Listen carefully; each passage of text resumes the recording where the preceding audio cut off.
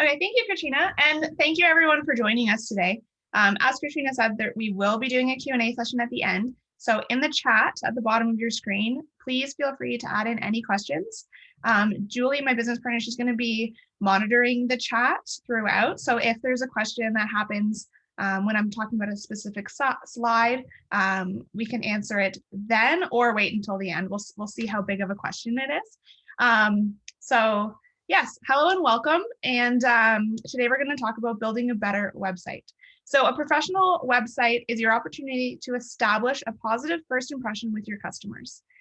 Before even considering a purchase, potential customers may first use your website to learn about your company, your products, and your services. With so much information available in today's digital world, your website really needs to be informative, visually appealing, and easy to navigate. Without this functionality, you're at the risk of losing your potential customers to your competitors. So today we're going to discuss these key elements and other tips and tricks to help you build the best website for your business. So I'm your presenter, Jess White from Green Monkey. Like I said, Julie will be on the call and she's going to jump in to help answer some questions closer to the end of our presentation.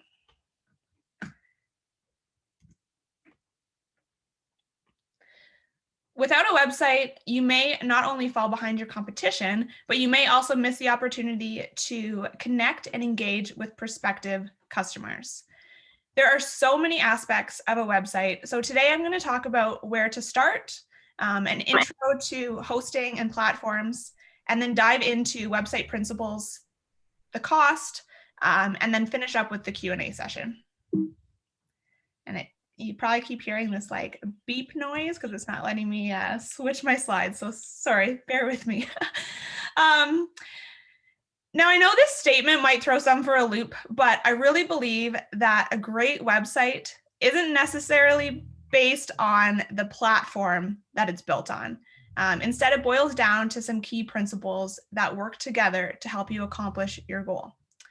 Your website needs to accomplish something for you. Is your goal to introduce customers to your business, to sell products, generate leads, sign up for a newsletter, or something else? Your goal should help clarify things. Once you have that goal, you can mold your site and make decisions about adding or removing elements based on that one question. Does it help me accomplish my goal? So if it does, that's the start and the making of a great website. So where do you start? Your website is like your brick and mortar shop. It is where people come to browse, check out prices, and decide to buy.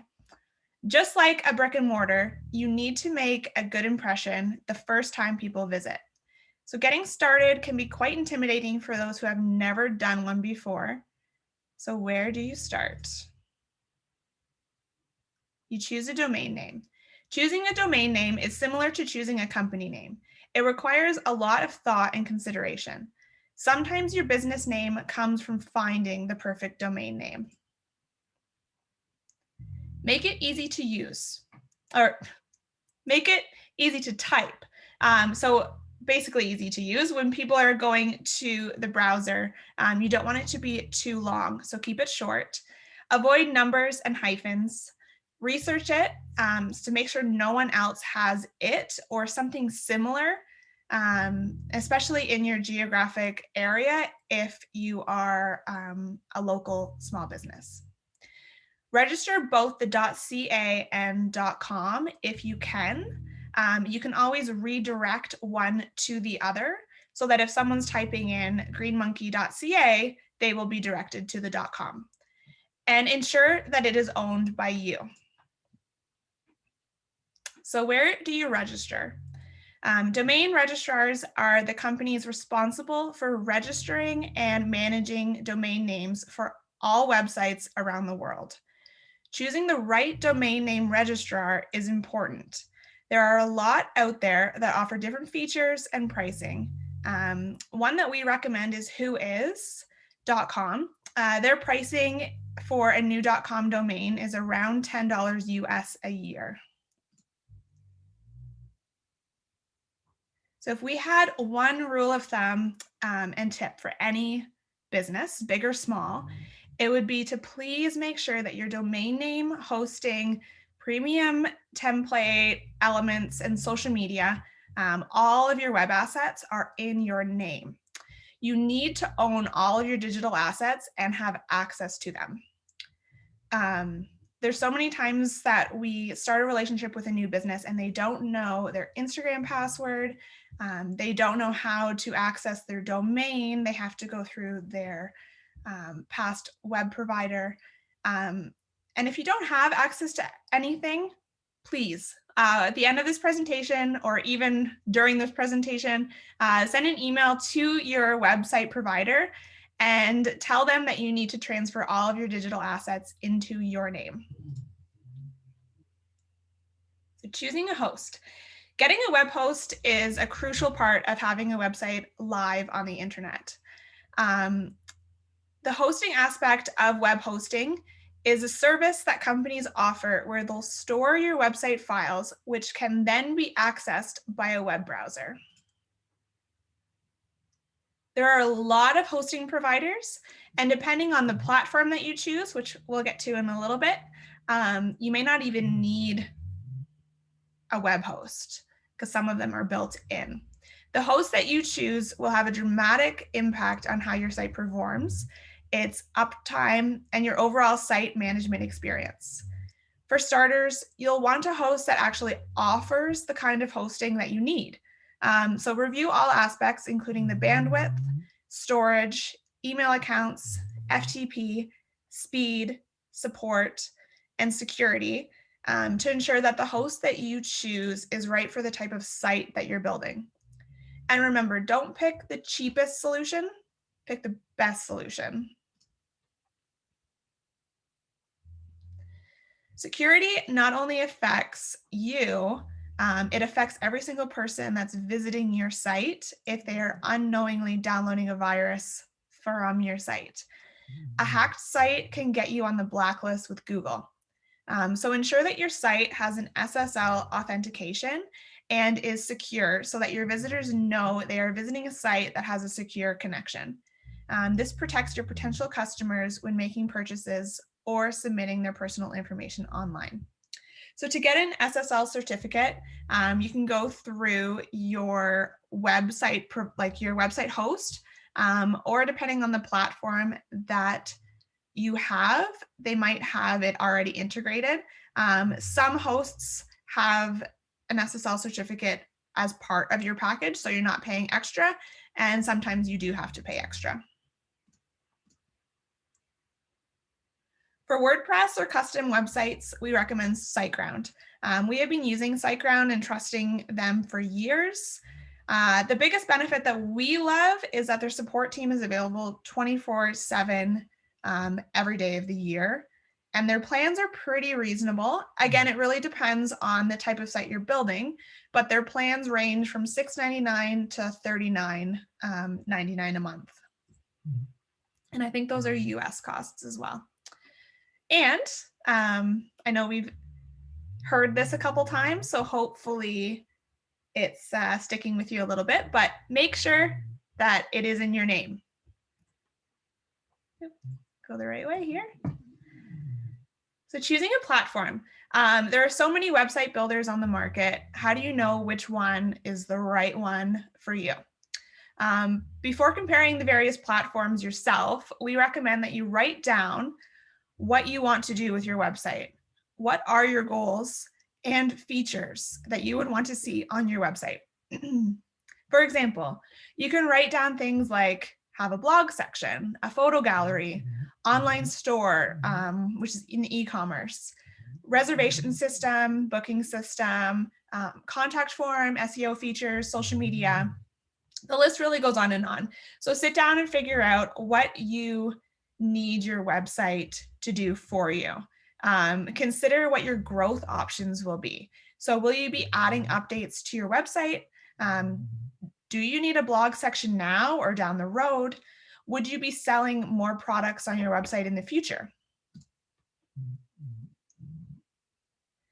Most website builders offer an intuitive drag and drop type of interface to help build your new website. And some have a free trial plan, so you can even test out the dashboard and features before you buy to see if it's the right fit for you. You'll need to make sure that the website builder you choose is capable of handling your needs as your business grows.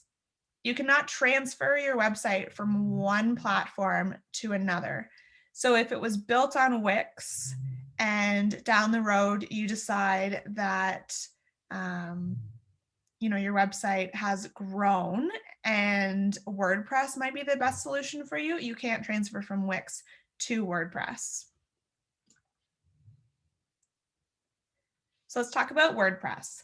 Out of all of the options that I kind of had on the last screen, I think this is probably the more advanced. I'm not saying that it's not a DIY option. It is a great option. WordPress has a user-friendly interface and versatile content management system, which is often referred to as a CMS. So although in the past WordPress was considered just a blogging platform, it's evolved throughout the years and has become one of the top website management systems in the world. WordPress is easy to use, it's flexible, and it's more cost-effective than a custom HTML site. It's not as easy to set up as the drag and drop options. You will need a host and some experience on the technical side of things. There are plugins that kind of help with the design if you're kind of new to things. And there are plugins that you will need to maintain and update. With these updates, they'll need to be done regularly for best site performance. So Wix, it's kind of one of my favorite right now for small business, just because it has so many options when it comes to templates and design. You can really have total design freedom, which has its pros and its cons. If you're not familiar with the best design techniques, this is where your site can get a little crazy, but there are great platforms that you can use, or templates, sorry. And this platform is extremely easy to use, and you can easily update your information with ease. So small businesses like restaurants, online stores, and artists or musicians, photographers, the perfect candidates for Wix. They are optimized for mobile devices and can be spiced up with many different apps that are available in the Wix app market. So there's lots of integrations that you can use on your Wix site. You can set up a store and easily be selling online in no time. They also have a built-in professional business suite to promote and manage your business all in one place. So you can generate leads and then drive conversations with email marketing, Facebook ads, landing pages, and customer management tools. And then they also have an analytics setup, so you can track your success and make data-driven decisions on how to improve. So Squarespace, not one of my favorites, but it's definitely a contender. Squarespace is popular among bloggers and creatives such as writers, artists, and photographers who love the ease of use, simple setup, and templates for creating stunning galleries and blog sites without needing to know code. From my experience, Squarespace has more limitations than a lot of other web builders when it comes to customizing the actual design and layout and SEO.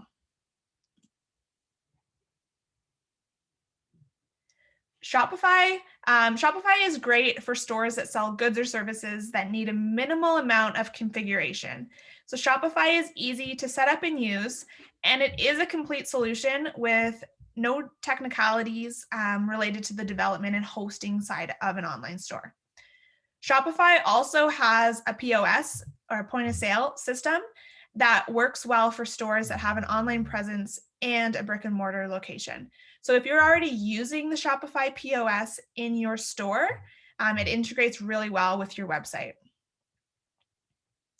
which is very similar to the new Square app. So Square app is online store is kind of the newest contender in this realm of things, Square Online syncs seamlessly with the Square POS system. So it allows you to build your retail store online to start selling products fast.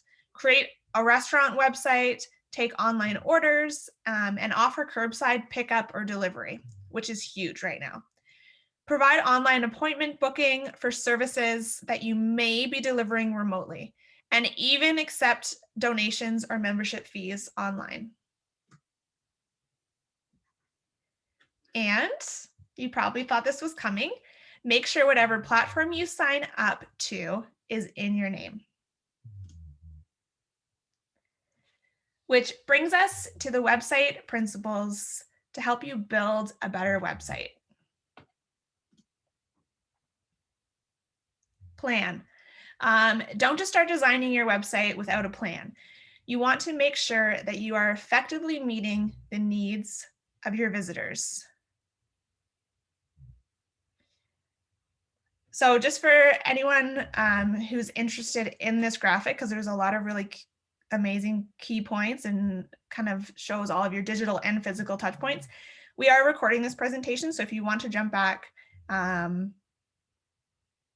you'll be able to see this again, or feel free to take a screenshot of this because it is a really good graphic. Map out your buyer's journey from the first time they interact with your business to the moment they become a customer. This will factor in what information your audience needs from you and help determine the pages and integrations that you should have on your website. So this graphic that I've put in here, it kind of shows all of the touch points. So a touch point would be anytime that your audience is connecting with your business. So everywhere from how they've heard of you, so PR, radio, word of mouth, online ads, email, your digital billboard, through search, your landing page, blog, third-party sites, to direct mail, store, call center, your website, which is kind of in the middle of all of this because everything is connected, to mobile, chat, if you're doing a call center, how you invoice, your blog, your email, and your newsletter. Everything's all tied in. Design your website for your customers, not you. You are designing your website for the next step, not the final step. So it's really okay to do things in stages.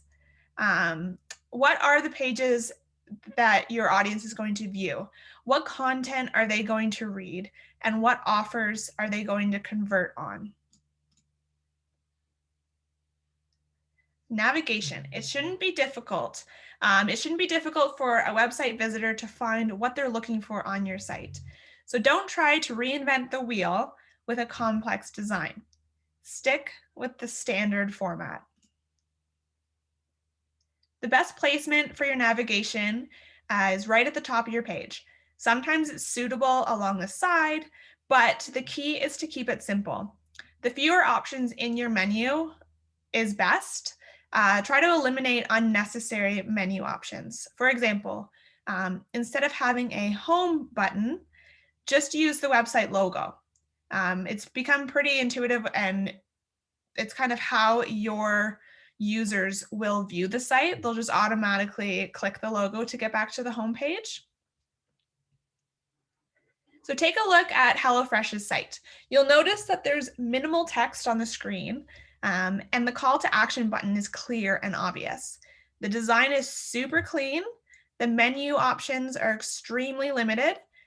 This makes it easy for visitors to choose a selection that fits their need. This type of design makes it nearly impossible for website visitors to get lost or confused when they're navigating. So if anyone doesn't know what a call to action is, when I look at HelloFresh, you see the logo, and then you see view our plans. So it's super clear when you land on this page, they want you to go to their plans. Add a footer with expanded navigation to your website. So this would be at the very bottom of the page. So if you have a clean navigation at the top, you might have some drop downs that people can jump to, but they've kept out a lot of their behind the scenes pages from their navigation and put them in the footer.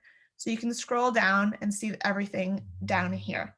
Footers are used to display legal links and contact information, but they can also display an email sign-up form, as well as social links, address details, and those other quick links that I discussed.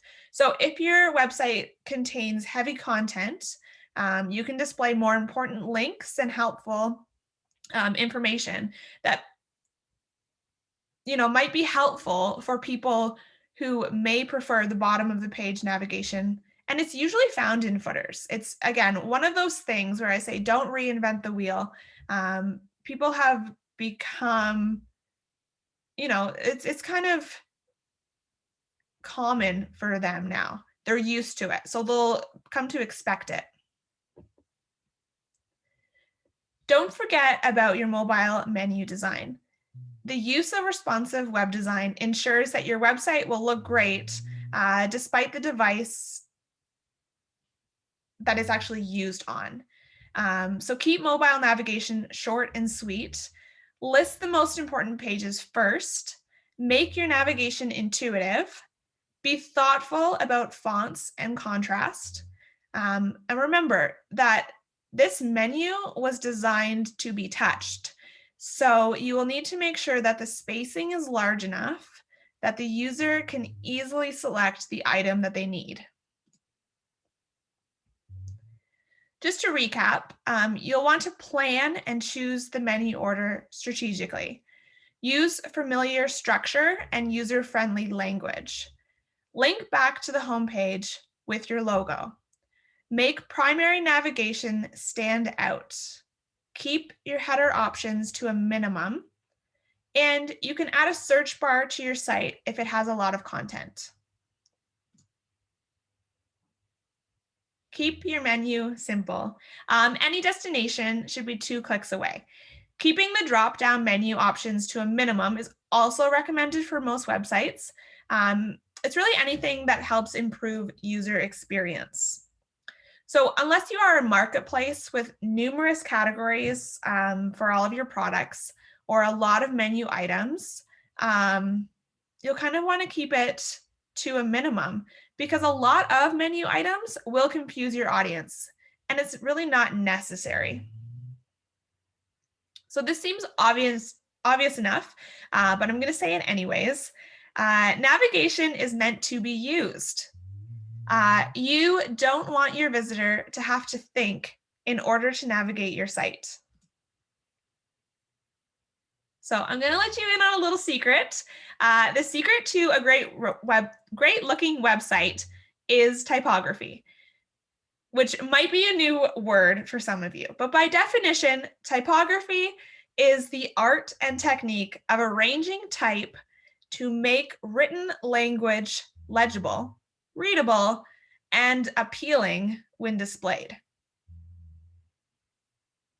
Basically, typography is the style and appearance of text, aka your font. Websites are mostly made up of text, so it makes sense to find beautiful, simple, and clear fonts that are well arranged and easy to read. Typography is a big deal. Bad typography choices can distract users from reading, so it's essential to make typography readable, understandable, and legible. Keep the number of fonts to a minimum. A good rule of thumb is to not use more than 3. So keep in mind that too many type sizes and styles all at once can also wreck any layout. So keep the sizing consistent throughout your site for paragraphs and page titles. Whoa, Comic Sans. Don't feel like you need to choose an artistic or unusual font. Choose something that is clean and legible. Also, please never use this font. I know Comic Sans seems fun, but it's actually the most hated font in the design world. There's even a website called comicsanscriminal.com, which explains why, just in case you don't believe me and you want to check it out after this presentation. Instead, your best bet is to use a standard font. These are some of my favorites: Montserrat, Open Sans, Roboto, Poppins, and Arial. Most platforms have a great list of fonts already available for you to use, and some allow you to upload your own.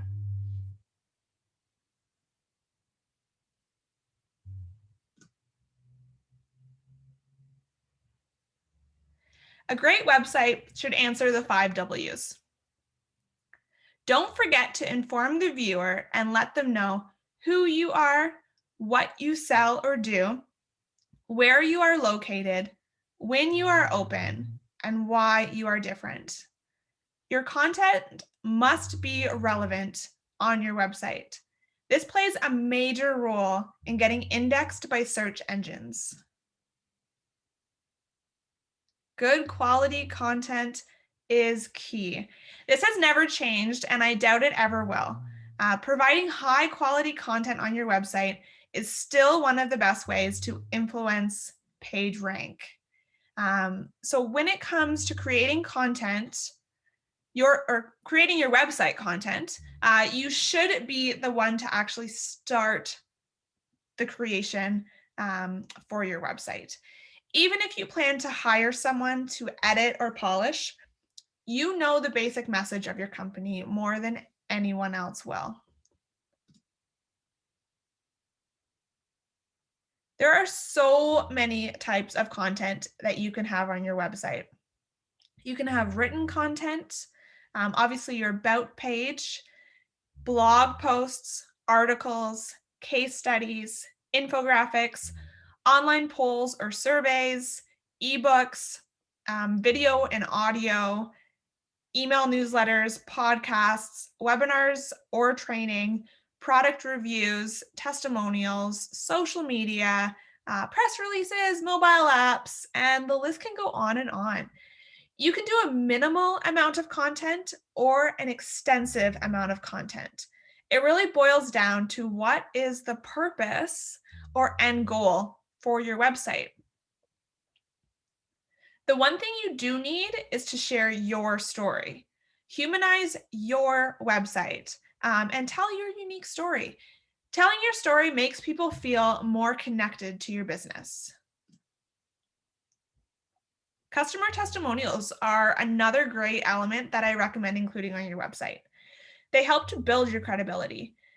You can add them on the homepage, above the footer, or even add a testimonial or reviews page. Don't stuff your site full of content. Keep things as simple and clear as possible.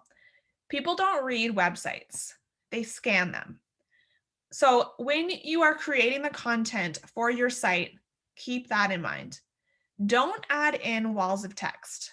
Break it up. Give each section a short heading so that when someone is scanning, they know the cliff notes of what you are saying.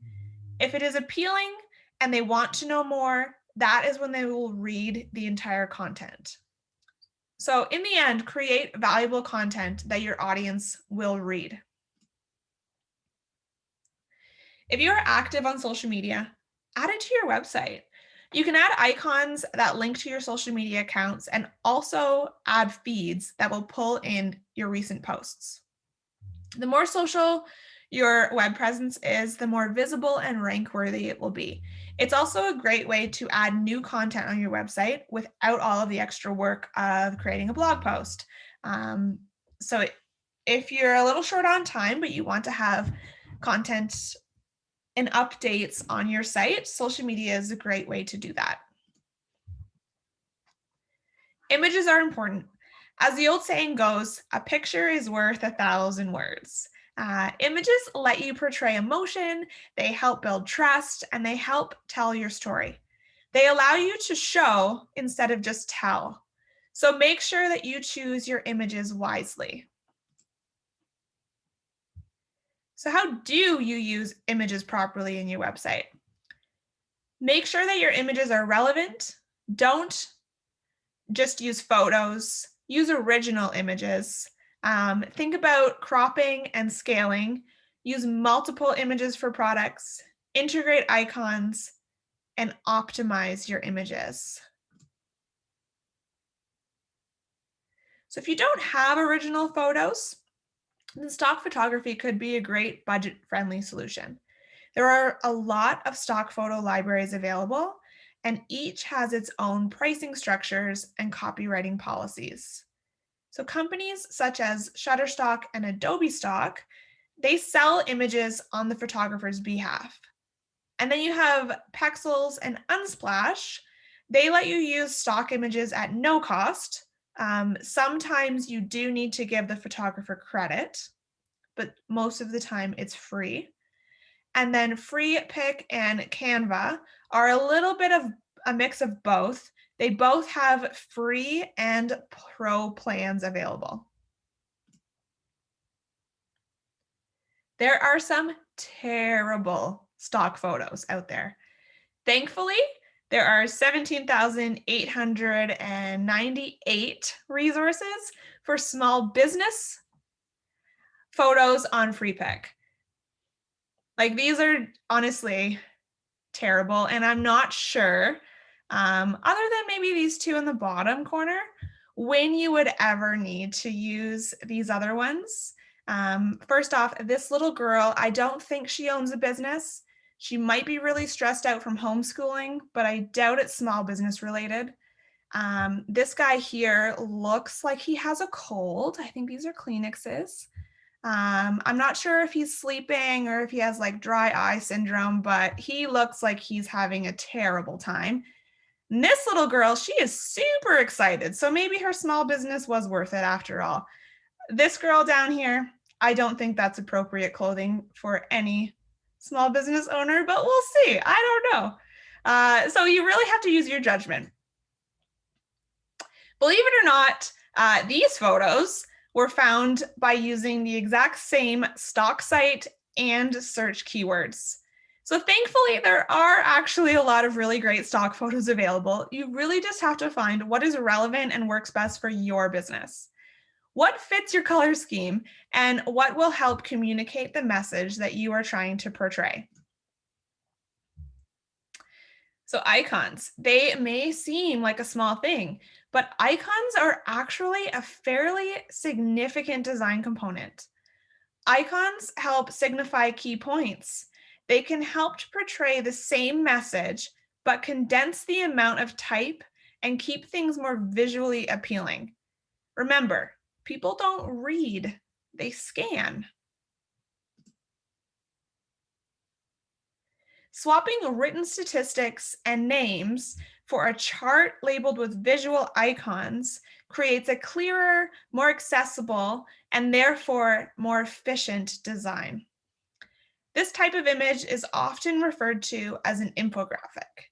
Visual data like these are easier to understand and interpret than written text data. Videos make websites more engaging and help them rank better. Videos can help to enhance the visitor experience, whether it be a nice explainer or promo focused on a product or service or something else. Your website has exactly 0.05 seconds to make a good impression on your visitor. That's really not a lot of time, because 94% of first impressions are design related. Video might just help do the trick. It's eye-catching, and it's the perfect thing to entice your visitors to stay just a little longer and see what you're all about. When it comes to adding your videos to your website, I suggest embedding either a YouTube or Vimeo video, meaning that you will upload your video there and then embed it on your website. So uploading the actual video or MP4 file or whatever you have to your website directly, it'll bog down your load time and it slows your website speed, which is a big no-no for Google. Your homepage is kind of like your company's virtual front door. The way you handle your homepage is really going to depend on what you offer as a business. There really isn't a one-size-fits-all option.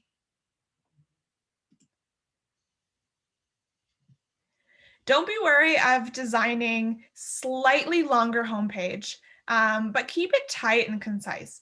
Most websites should include a hero banner, which is an image at the top with text that describes what your business is or what sets it apart and makes it unique, with a clear call to action button. In the case of Bluebird Cafe's new website, the action we want for visitors to take is to view the menus or order takeout. You also want to include an overview of services and benefits. If you sell products, then listing a few of them on the homepage is a great way to get visitors to go to your shop. You can add an About Us section, which helps humanize your brand and direct users to your About page to learn more about your company. The most important aspect on a lot of small business websites is the contact section. Yes, you have a contact page, but add contact details on every page. Remember, your visitors shouldn't have to search your website to contact you. And don't forget those social media links and feeds. I think in 2021, it goes without saying, but I'm going to say it anyways. Your website needs to be mobile friendly. It needs to look great on any device. Websites are designed on a computer, but the majority of users will be using it on a phone or tablet. So simplify the navigation and content on mobile so that it is super easy for your audience to access the information that they need as easily and quickly as possible. So you created a website. Now what? You want to develop your online presence. You need to create a website that can be found. Basically, SEO is when you make your website more attractive to search engines. SEO, aka search engine optimization, ensures that your brand and its offerings are easily found on search engines, one of the primary avenues through which customers seek out your services. So SEO boils down to optimizing your site to rank higher in Google search. It's all about getting up to the top. As you create your website, make sure you take into consideration the search terms that your visitors will be using when they're searching for your product or service, and ensure that you add those words all throughout your content. This strategy should include creating content that's relevant to your needs of your visitors. An uncluttered site, clear content, proper URLs, your sitemap, and relevant keywords will allow search engines like Google to index your website. Filling out your site's meta tags is another strategy for getting your website on Google. Essentially, meta tags are the bits of text that appear in the Google search results to give users a preview of the content on that page. It's the title or SEO tag, which is this top bit in the blue, and then the description tag that you are going to be able to set in the back end. These bits of content aren't actually found on your web page, but depending on what platform you're using, you may be able to add in a plugin. It may just be part of that platform itself, but there should be an option either way where you can add in a title tag for SEO and your description tag for SEO. Google My Business is a free and easy to use tool for businesses and organizations to manage their online presence across Google. Your messaging on it should be informational, similar to your website. It is a free tool, so if you don't have one of these already set up, I suggest that you take advantage of it and get it set up, claim your business, because it really is a great tool. So it's a free tool that lets you manage how your business appears on Google Search and Maps. So that includes adding your business name, location, and hours, monitoring and replying to customer reviews, adding photos, learning where and how people are searching for you, and more. Google wants you to design pages for users, not for search engines. So consider what makes your website useful and engaging. Make your website stand out from the rest by providing value-add information. Constantly monitor your site for broken links and hacking. Add keywords, which are frequently searched words that you can use in your copy, and refine your meta tags, which are the snippets of text that describe a page's content. In a nutshell, here's how to get your website on Google. You can submit your site to Google using the Google Search Console. This gives Google kind of a nudge to speed up the indexing of your website. You can lay a link trail. So what this means is it means you're posting your URL in all of your social media profiles, and you're creating online directories and adding your link, which will link back to your site. When it comes to online directories, I'd be adding them to everything that's kind of relative to your industry or your geographic area. Not only do these links make it convenient for potential customers to access your business's homepage, but they also serve as like a super highway straight to your website. Choose the perfect keywords. Manage your meta tags. Optimize for mobile, and prove that you're local with Google My Business. Yeah, so if you could make us #1 on Google over the weekend, that'd be great. No. Remember, SEO takes time, and it only works when you use the current best practices. When you do this, Google and other search engines will increase your website's ranking, which leads to an increase in traffic and, in turn, conversions. If you never, ever maintain your car, it's going to break. And the same thing goes for your website. You spent a lot of money building your business's website, and a lot of time, and you must invest in it to keep it going. There are updates all the time for WordPress and any additional plugins. Things will break when they are not updated. So everyone's favorite question, how much does a website cost? It's such a loaded question because there's so many possibilities. It all boils down to how much work is involved. That means that a nice looking professional 5-page informational website with standard customization is going to cost less than a highly customized 50-page site with all the bells and whistles. So in terms of actual dollars, the cost to build a website for small business could be less than $1,000 or more than $10,000. So option 1, DIY. If you have a basic understanding of web technology and you're fine doing the work yourself, you can totally build your own website. It's where a lot of small businesses start out. Your cost will be your domain name, the platform or hosting costs, if you purchase stock photography, and possibly premium themes and plugins. Option 2, hire a professional. And even hiring a professional has a few options.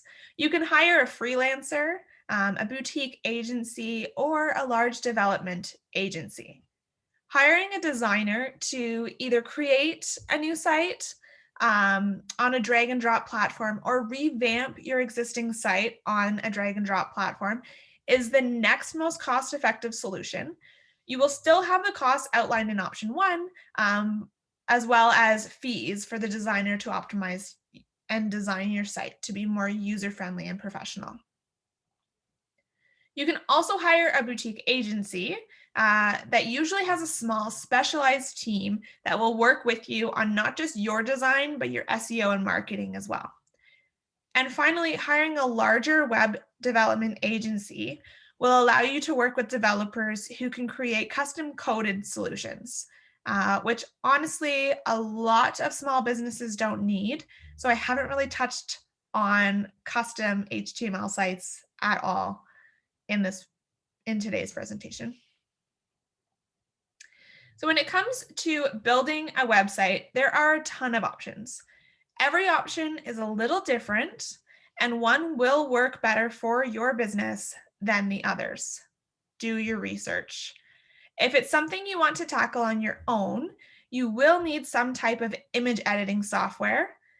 One that we recommend, and it's really great, you can access it on your phone, your tablet, your computer, is Canva, which lets you resize your images, logos, and graphics.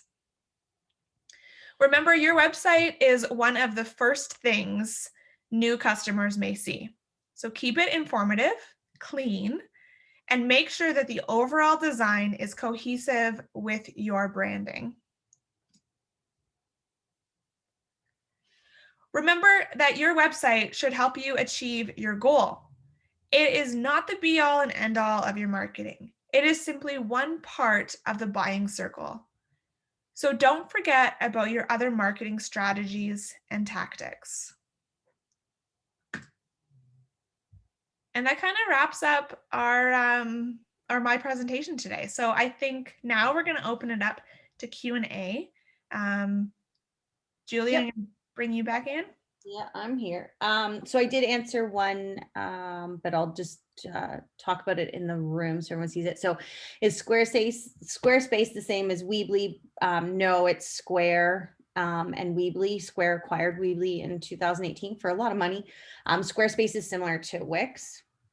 One for you, Jess. What is that font in the line on the screen? If you go back, I don't know exactly which slide, but it was before the full green with the list of fonts. But Lindsay, if you can unmute and maybe tell us what screen that was on. Yes, it was on the screen that you were talking about typography. That typography is important. It was just a clean single line. So it was the first screen about typography. This one? No, there was a graphic. Yes, that's it. This one? So are you referring to like the typography as a big deal font? Yes. Yep. So it's actually the same font that I've used throughout this whole presentation because I think when it comes down to it, it's my favorite. Okay. It's called Montserrat, and I might be like pronouncing that wrong.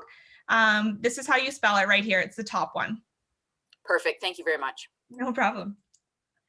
And then someone asked a question. So I did research this, so I'm not that brilliant. So do you know much about Uplifter, and can you add Uplifter to any website? Christian asked that. Yes, you can, from what I've read. But if you reach out to Uplifter, you can put it, it's for clubs, like skate clubs.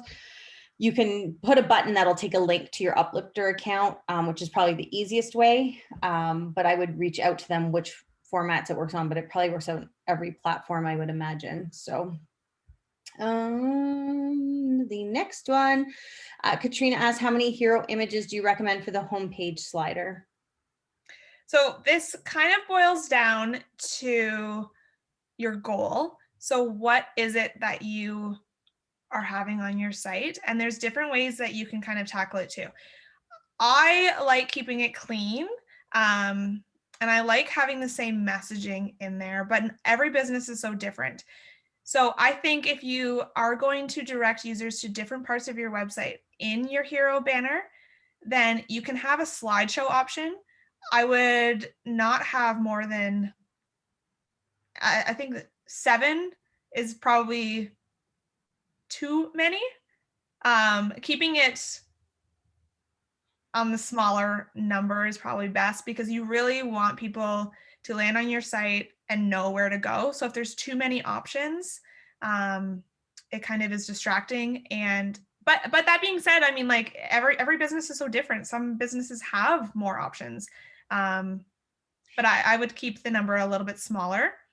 And it all And sometimes you're kind of restricted on the platform that you use. I think Square Up, and I could be wrong because I've only done a couple sites on Square, but I don't think there's a slider option at all on the Square platform. You just have one banner image. And it all depends on your messaging. Like if you've got a message that's quick, because you remember you don't have a lot of time when people are on your site. And if you're making them sit there and go through the whole scroll of like 10 images, they're not going the rest of your site. And if you have a message, if it's quick and dirty and it's going and it's telling a story, then you'll probably keep their attention. But I think that minimal moving around and have your information not in your slider is probably the best. Like I think the example that I had up on the screen with Bluebird, which is a new site that we recently did, they have the same message, but I think they have 4 slides. So it's the message that stays consistent, and then the images change. So they can show what it looks like outside their business, what it looks like inside their business, and then a couple menu options. And the next question, any comments or cautions on these free stock photo sites, unsplash.com, pexels.com, Pixabay, Free Pick, and Unsplash? That's by Lindsay. I mean, check them out. I think all of those that you mentioned are free. A lot of the free stock sites actually share photos within each other, so you might be able to find the same images across some of the platforms. I really like Unsplash. I find that they have a lot of kind of more lifestyle, less typical stock photos. So they kind of look like original photos. The one word of caution is that because they're free, a lot of people use them. So you might find that you'll find this like amazing photo and you'll share it, and then you'll go to like a local competitor site and they have the same image. So I think that that's a word of caution, and there's not really any way to stop that unless you do your research to see what other people are using and try to find a way to stand out. I also really like Free Pick. I've been using it for about a year now. The name makes it sound like it's free pictures, but it's actually, I have the pro account, which allows me to download, I think it's like 100 photos a month, which a lot of people don't need, but because I do a lot of work, that's kind of great for me. And Adobe Stock is also a great option. It's probably my second favorite. Julie, do you have anything to add? Pexels is my favorite because I like the lifestyle pictures and the different styles that they have. I like Adobe. Now, one thing about Adobe, if you do something commercial, you have to do a commercial license on a lot of those ones. For social media, it's okay, but if you go and do a billboard or go put it on, you want to put it on a product or any of those things, you have to get that commercial licensing. So, and then the next one, we are a new company and importer of PPEs and hand sanitizers. Vistaprint is offering website design. Any experience with Vistaprint? Yeah, don't use it. That's don't use Vistaprint. They register your domain. To get it from them can be a little difficult, and they just don't have the options. Another one I wouldn't do a website through, and I apologize to anyone who has it, is GoDaddy. GoDaddy probably has to be the worst for hosting and developing your website. So I would recommend, if you're selling online, one of the easy ones is Wix, unless it's going to be a huge site, then WordPress might be, with the WooCommerce, might be a better option for you. But I would stay away from Vistaprint. I know they have a lot of hidden fees, where Wix, I think, works out to, I think an e-commerce site is $29 US a month for hosting and all your e-commerce stuff. So, and it's super easy to use. Great with a lot of things, where I think the Vistaprint kind of keeps you within Vistaprint. And I'm not like putting Vistaprint down, because I think that it is a great option for printing. But for websites, I just don't think they're there yet. And can you repeat how to best embed a video? You can do it with a link, like you can create an image and have a link, and depends, I don't know what format your website's on, Melody. So if you can tell me, it would probably help me a little bit more. But you can just do a link behind the image. So when people click on it, oh, YouTube. Okay.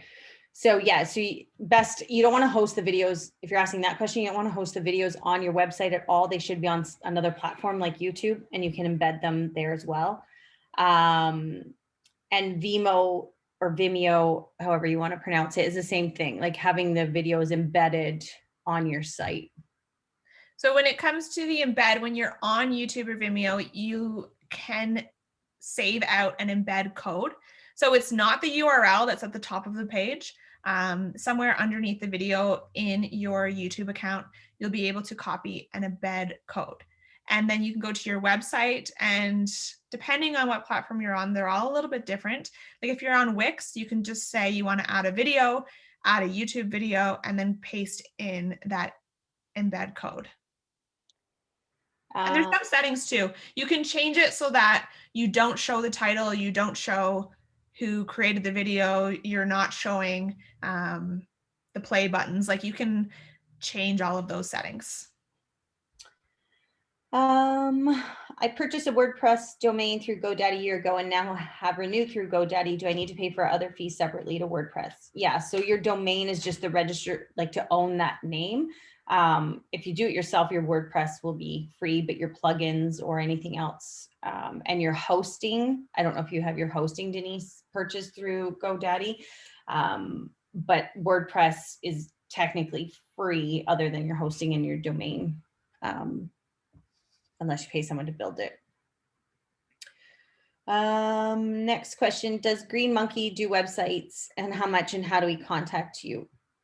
So you can email us at hello@greenmonkeycreative.com, and you have the PPE site. So we want to go through your options to see what you want to do and kind of where you want to go. So we ultimately build the best website so you don't have to change it in 3 to 4 years time because you've evolved. So that's a big part of our conversation. Another question, can you expand on principles for drop-down menus? That all depends on how much you want to categorize and keep it nice and clean. But you have to, and Jess, I don't know if you want to expand on that navigation part of it, but it really depends on how much you have. And sometimes we think that we have to have these big, huge menus, but people are coming there for one thing, and it's information or contact you. So make it easy for people to find your information. Sometimes having the call to action or snippets on your homepage, because your homepage is kind of that place where everything sits. So you don't have to go through the navigation to find that information if you know it's something that people are going to regularly visit on your site. I don't know, Jess, if you want to add. I think it depends on the type of site. So if you're doing a store and you have categories, I think a lot of people initially think that they need to be super specific with their categories. And then at the end of the day, they only have like one product in that category. So you have your users clicking through category level 1 and 2 and 3 and 4 and 5 to get to a page that has one product on it. So they're clicking all those times. So I think it comes back to, you want your clients or your users to be able to get to where they want to go within 2 clicks. So I would, when it comes to categories, you can have top level category and second level category, but I wouldn't really suggest going any further than that. And then there's a question about meta tags. I'm unclear on how and where one inputs the snippets to describe each page, but that all depends on what platform you're using, Lindsay. I don't know what format. WordPress. So you might have to install an SEO plugin. One that we use that's pretty great is called Rank Math. So like RANKMATH. I've got that, and I'm not really sure how to use it, but I do have it. And when I'm writing a blog, I see rank math and I kind of click on it and I try to make some of the adjustments, but that's kind of as far as I've gone. Okay, so when you are in your page, like when you're editing the page and you scroll down to the bottom, there will be that rank math section. And I can't remember because I don't have it in front of me right now, but it has something where it says view details or something, and you can expand that and change. That's where you change your title and your description. So Lindsay, I put a link for you on how to set up. So it sets up and then it goes through the steps to put the right meta tags in. Oh, that's great. I see that. Thank you so much. You're welcome. When it comes to your meta tags, there is kind of a suggested limit, and rank math is awesome because it has those suggestions right in it, but you want to keep that description to around 160 characters, kind of like a Twitter or like a tweet, right? You want it to be short and sweet because when people land on Google, there's really not a lot of room for them to see. Let me go back to that slide. There's really not that much space there. So you want to kind of explain what that page is by including some keywords in around 160 characters or less. And then the other question Lindsay had was where to submit to Google. So I put that down there. You have to create your Google Webmaster tool to submit a sitemap, but I sent the link, so that should be able to walk you through. And laying a link trail is putting your links there, like Jess said, on social media, like go to our website and making sure you put there. If you're on directories, putting your email address there or web address there is the easiest way. Because what Google has a job, and Google's job is to show the most magnificent search options available. That's why people are using it. So showing that you have movement and that you're constantly doing things like social media, you're writing a blog, you're posting on other things, be a guest writer on another page. You can do that with another partner, maybe in the same industry or something that complements. Press releases are another way to do it. But directories is the easiest.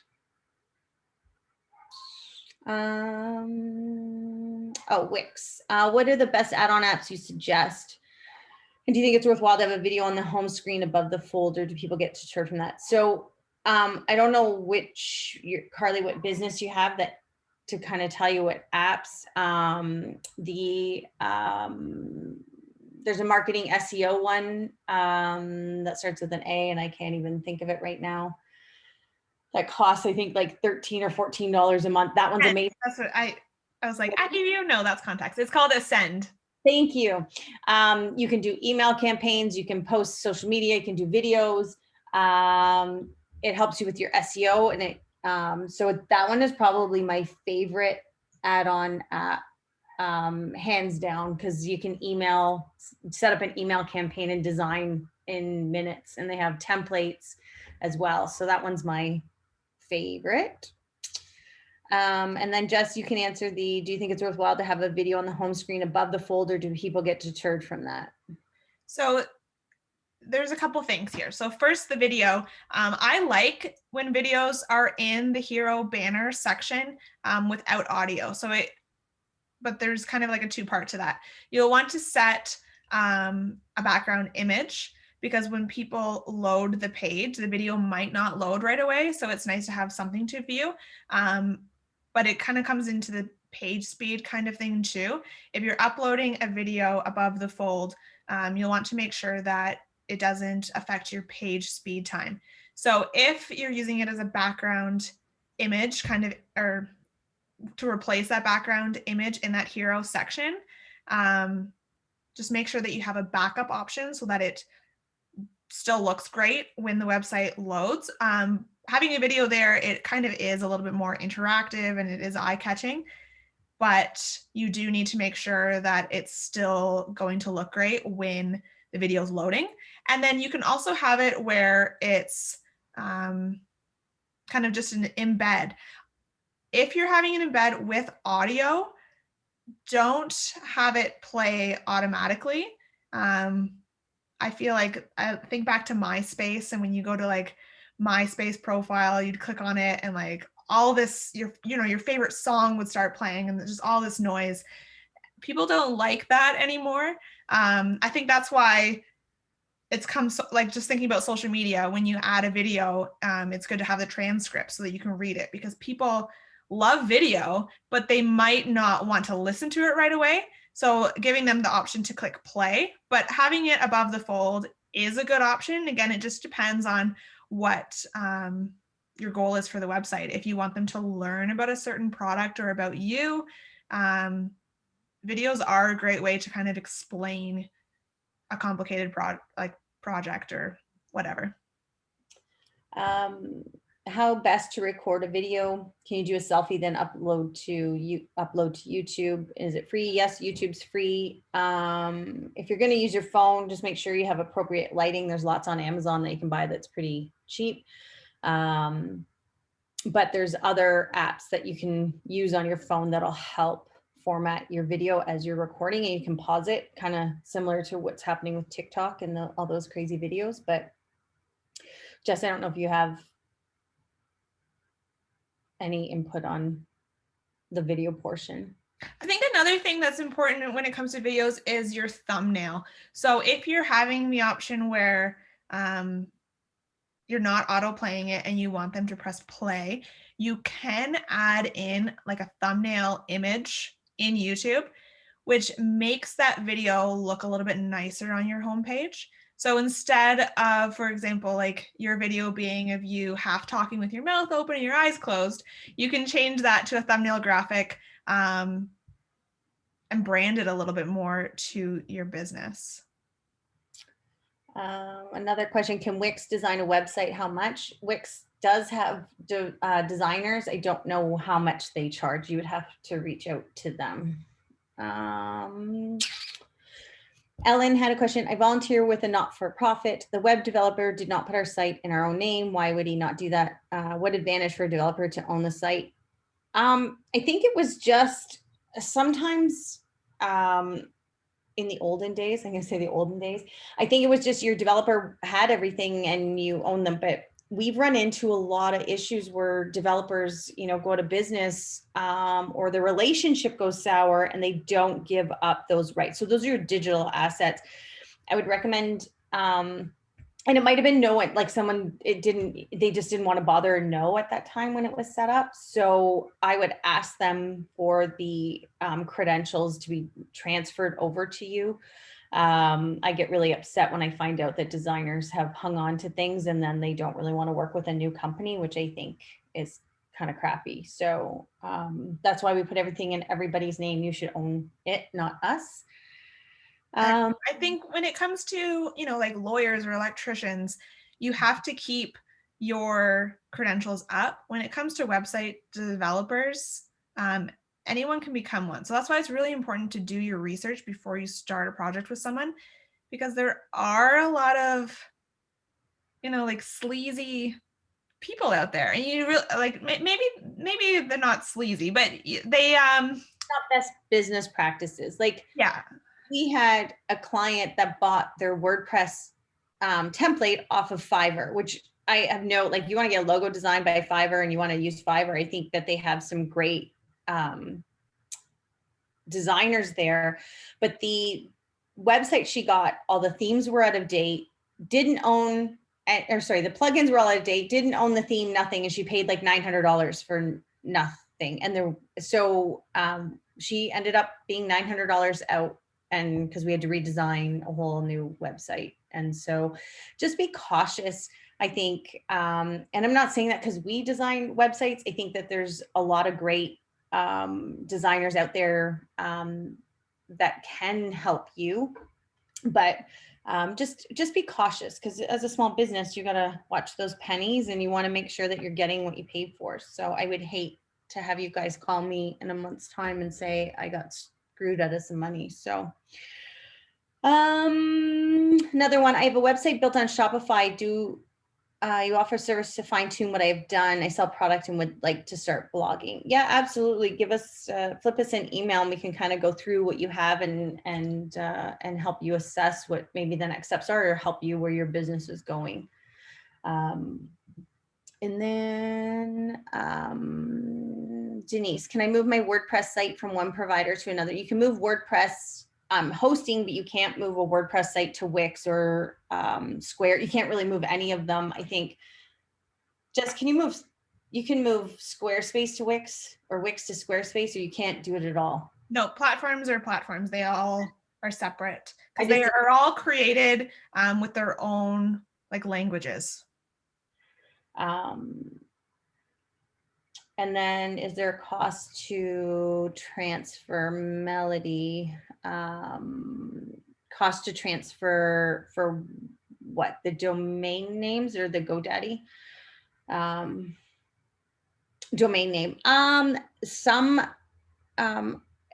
If your domain name is somewhere that someone else owns it, it shouldn't cost anything. That you just have to both have an account on that domain provider. Like if it's on Whois, you both have to have an account so that it can get transferred over, but there isn't a cost.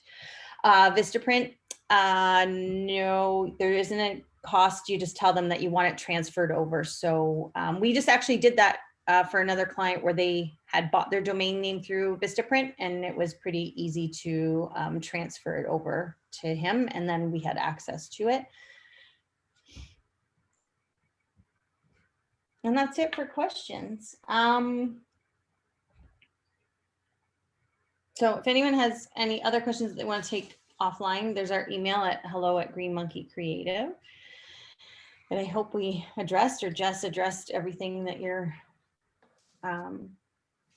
looking for. Just keeping it simple. I think that was the biggest thing that Jess said. Like you have to keep in mind that you are a customer too, and just because you want to put everything out there, it might be not user friendly, and then it's not a great user experience, because sometimes that's the first touch point that people are finding you. So if a website designer purchased my note, yes, he can put it in your name, but he has to transfer it. So you both have to have an account. And that's it. Excellent. Julie, Jess, thank you as always. Ton of great information, some great questions too. So thanks going through all those and making sure that everyone participating got the answers they were looking for. So yeah, you see their contact information up there if you need to get in touch with Julie or Jess at Green Monkey. And otherwise, thanks for joining us today. Be in touch with the SBEC if you need any support from us, and enjoy the sunshine. Thanks, everyone. Thank you.